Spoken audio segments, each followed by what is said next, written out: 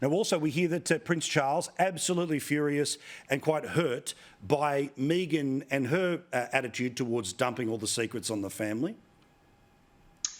Well, certainly. I mean, the king wouldn't be the only person to be absolutely furious, because you look at the situation that has played out over the last few months, a couple of years, where Harry and Meghan have pretty much got what they wanted. They wanted to leave the royal family. They've earned a huge amount of money. I mean, hundreds of millions of dollars in the process. And what have they done? They've just been trashing the royal family. They have been pretty much trying to get everything their own way. And one would have thought that they would have just disappeared into the Californian sunset, been happy to make a bit of money and just forge their own lives. But no, I mean, not only has Meghan's been sort of railing against her treatment when she was in the royal family for such a brief period of time, we now have Harry's book to look forward to. And regardless of what side of the coin you're on, I mean, is it sort of score settling? Is it a purposeful act that he just wants to get back at his family? I suppose we'll just have to see. I mean, the world will be watching, that's for sure.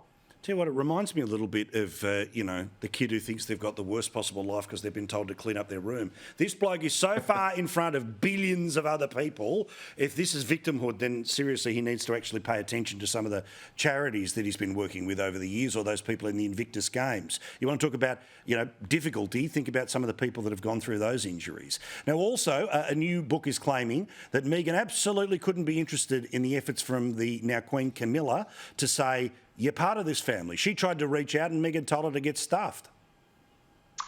Well, it's interesting, isn't it? It's coming up to Christmas season, so there's an awful lot of biographies and royal books that are coming out, and there's the ante seems to be ramped up with every book that comes out. However, from my own understanding, I know that Meghan obviously had a fraught relationship with members of the palace, members of the family.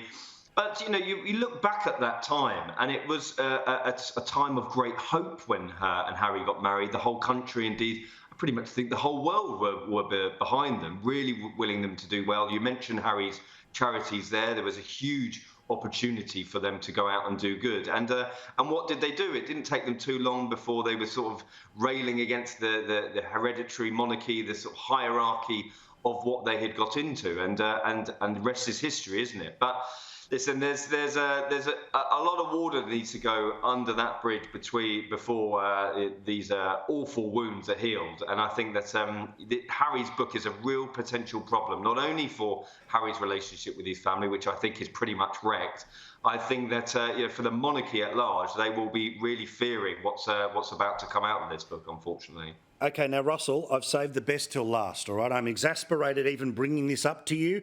Man to man, I'm slightly embarrassed that this is the case. But is it true that the King of England and the King of Australia still travels around with his teddy bear and has a custom-made toilet seat?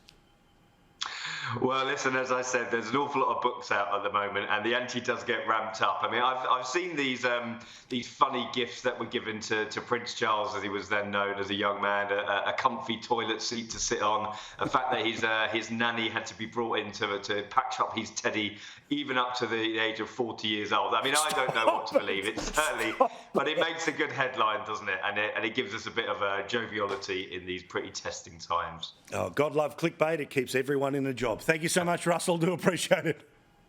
My pleasure. Thanks, Paul.